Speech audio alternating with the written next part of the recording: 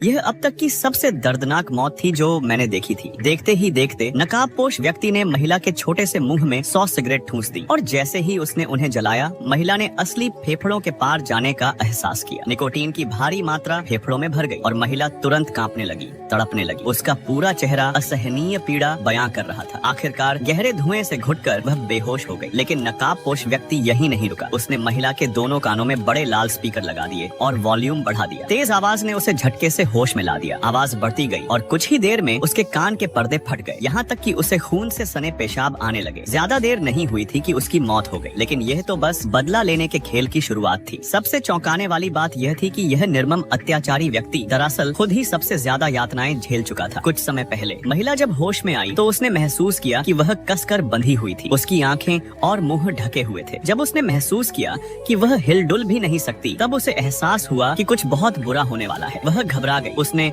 खुद को छुड़ाने की पूरी कोशिश की, लेकिन बेकार। उसे जल्द ही समझ में आ गया कि वह अकेली नहीं है। उसके आसपास और भी लोग थे जो बंधे हुए थे और छटपटा रहे थे। तभी पास में किसी के कदमों की गूंज सुनाई दी। सभी का दिल एकदम तेज धड़कने लगा। वे चिल्लाना चाहते थे, कुछ पूछना चाहते थे, लेकिन उनके मुंह कपड़े से बंद थे। तभी नकाबपोश व्यक्ति ने 100,000 वोल्ट का इलेक्ट्रिक डिवाइस निकाला। बिजली के झटके की आवाज सुनते ही सभी कैदियों के रोंगटे खड़े हो गए। अंधे होने की वजह से उनका डर और भी बढ़ गया था। नकाबपोश व्यक्ति ने धीरे से इलेक्ट्रिक डिवाइस लोहे के फ्रेम पर रख दिया, जिस पर 6 लोग बंधे हुए थे। अगले ही पल भयानक चीखों से पूरा कमरा गूंज उठा। उनके शरीर बुरी तरह कांपने लगे। बिजली की तीव्रता से उनके पैरों से धुआं निकलने लगा। जब झटके बंद हुए तो नकाबपोश व्यक्ति ने उनकी आंखों से पट्टियां हटा दी। फिर उसने एक लाल रंग का कागज निकाला। चलते हुए नकाबपोश व्यक्ति ने ऐलान किया कि वे सभी घोर अपराधी हैं। उन्हें यहाँ लाने का मकसद यही था कि वे अपने कर्मों की सजा भुगतें। लेकिन अगर वे अपने किए गए पापों को स्वीकार कर सच्चे दिल से प्रायश्चित करें तो उन्हें जीवित जाने दिया जाएगा, अन्यथा उनकी किस्मत में सिर्फ एक ही अंजाम लिखा है, मौत। इसके बाद नकाबपोश व्यक्ति ने पूरे कमरे में घना धुआं छोड़ दिया, जिससे सभी बेहोश हो गए। जब उन्होंने दोबारा आंखें खोली तो पाया कि उनके मुंह से कपड़ा हटा दिया गया था। यही देखते ही छोटी नाम का व्यक्ति गुस्से से आग बबूला हो गया। उसने नकाबपोश व्यक्ति को गालियां देते हुए ललकारा, अगर हिम्मत है तो सामने आ। और अगले ही पल नकाबपोश सच में उसके सामने आ गया और चुप रहने का आदेश दिया। अब छोटे को समझ आ गया कि ये बंदा सच में खतरनाक है, लेकिन जाने कहां से उसमें दोबारा हिम्मत आ गई और उसने फिर से एक गाली दे दी। तुरंत उसे हजारों वोल्ट का करंट झटका दे दिया गया। इतना ही नहीं, बाकी लोग भी इस झटके की चपेट में आ गए। छोटे तुरंत बेहोश हो गया और बाकी लोग भी लगभग चेतना खो बैठे। लेकिन नकाबपोश उन्हें एक पल भी चैन नहीं देना चाहता था। उसने सबको साफ कह दिया, अगर जिंदा रहना चाहते हो तो अपने सबसे बड़े पाप कबूल करो, वरना तुम्हें तड़पाकर मारने के 100 तरीके हैं। अब सभी पूरी तरह डर गए। जान बचाने के लिए वे तुरंत अपने अपने पाप बताने लगे। छोटी ने माना कि वह पैसों के लिए अमीर लोगों को बहकाती थी, हर रात अलग अलग तरह के खेल खेलती थी। बड़ा नाम का व्यक्ति ने कबूल किया कि वह अपनी ही साली पर बुरी नीयत रखता था और जब भी उसकी पत्नी बाहर जाती थी वह साली के साथ 3 मिनट तक अपराध करता था। बाकी लोगों ने भी अपने पाप गिना दिए। कोई अपने माता पिता पर बोझ बना हुआ था, कोई नशे का आदी था, तो कोई अपनी ही माँ पर गंदी नजर रखता था। लेकिन इन कबूलनामों से नकाबपोश संतुष्ट नहीं हुआ। उसने फिर से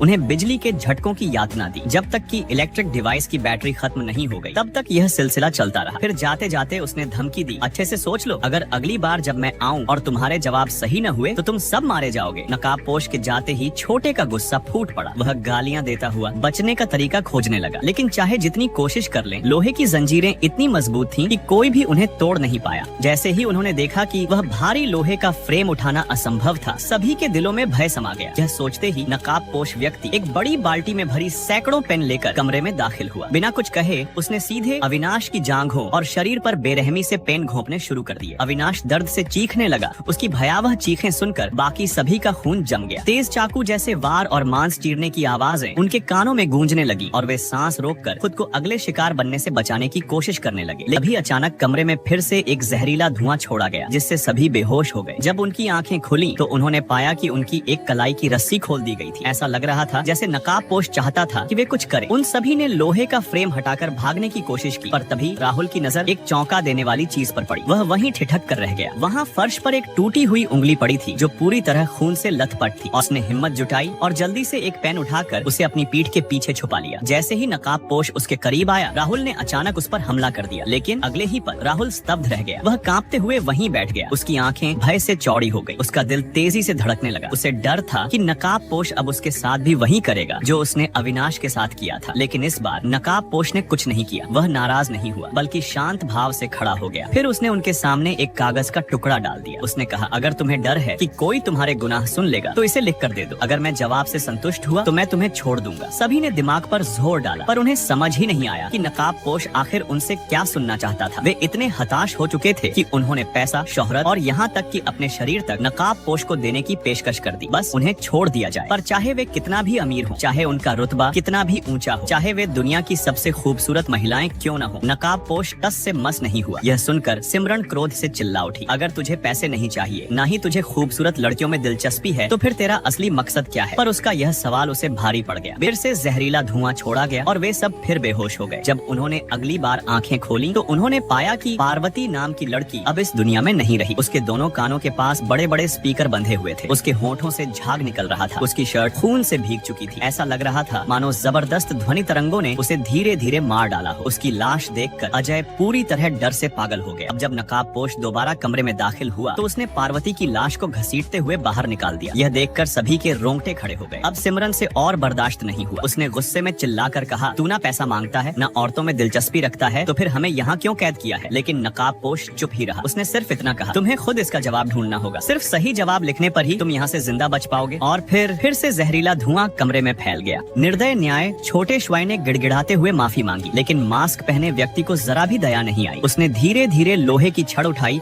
और पूरी ताकत से उसके सिर पर दे मारी। यह दृश्य देखकर बूढ़े वांग की रूह कांप उठी। वह बुरी तरह से कांपते हुए बैठा रहा, यह सोचने में असमर्थ कि अब क्या किया जाए। इस बार अगला शिकार आजैन थी, लेकिन जैसे ही मास्क वाला उसके पास पहुंचा, कुछ चौंकाने वाला हुआ। उसके गले के कॉलर में अचानक जबरदस्त बिजली दौड़ी, जिससे वह दर्द से जमीन पर गिर पड़ा और झटकों के साथ मर गया। बूढ़े वांग ने पहले उसे पैर से ठोकर मारी, यह देखने के लिए कि वह सच में मर चुका है या नहीं। फिर हिम्मत जुटाकर उसका मास्क हटाया और जो देखा उससे उसकी रूह उड़ गई। मास्क के पीछे कोई और नहीं बल्कि उसका पुराना स्कूल दोस्त था, लेकिन उसके होठों पर जोरदार गोंद चिपका हुआ था और उसकी आंखों में गहरा डर झलक रहा था, जैसे किसी ने उसे इस नरसंहार के लिए मजबूर किया हो। बूढ़े वांग पूरी तरह स्तब्ध था। मास्क वाला मर चुका था, वह बच चुका था। उसे राहत महसूस होनी चाहिए थी, लेकिन उसके दोस्त की डरी हुई आंखें और हाथ में पकड़ी तस्वीर किसी भयानक साजिश की ओर इशारा कर रही थी। लेकिन अब सोचने का समय नहीं था, बचने का था। वह हथकड़ी तोड़ने के लिए लोहे के रॉड से प्रहार करने लगा। तभी आजैन को मोमबत्ती में एक चाबी दिखी। वह तुरंत मोमबत्ती बुझाने लगी, लेकिन जल्दबाजी में चाबी दूर जा गिरी। शुक्र था कि आजैन पास में ही थी। उसने चाबी उठा ली और अपनी हथकड़ी खोल ली। बूढ़े वांग भी बेसब्री से अपनी बारी का इंतजार करने लगा, लेकिन तभी आजैन के चेहरे पर एक अजीब सी मुस्कान आई और जैसे ही उसने बूढ़े वांग की ओर देखा, पूरी सच्चाई उजागर हो गई। असली साजिशकर्ता कौन था? यह घातक न्याय किसी और का नहीं, आजैन का ही रचा हुआ खेल था। 10 साल पहले जब वह एक खूबसूरत किशोरी थी तो उसने बूढ़े वांग से अपना प्यार जताया, लेकिन उसने न केवल उसका मजाक उड़ाया बल्कि पूरी स्कूल में यह झूठ फैला दिया कि आजैन एक चरित्रहीन लड़की है जो लड़कों को फंसाती है। धीरे धीरे यह झूठ एक भयानक बुलिंग में बदल गया। स्कूल के कई लड़कों ने आजैन को सताया, प्रताड़ित किया, जिनमें छोटी मेई, क्वेई हुआ, छोटे श्वाई, आवेई और मास्क वाला दोस्त सबसे आगे थे। वह दर्द, वह अपमान, वह क्रूरता आजैन ने अपने भीतर जमा कर ली और उसने ठान लिया कि एक दिन वह इस अन्याय का बदला लेगी। आज उसकी बदला लेने की योजना पूरी हो चुकी थी। अंतिम न्याय। बूढ़े वांग ने रोते हुए माफी मांगी, लेकिन आजैन की आंखों में कोई दया नहीं थी। उसने एक बिजली का स्विच दबाया और बूढ़े वांग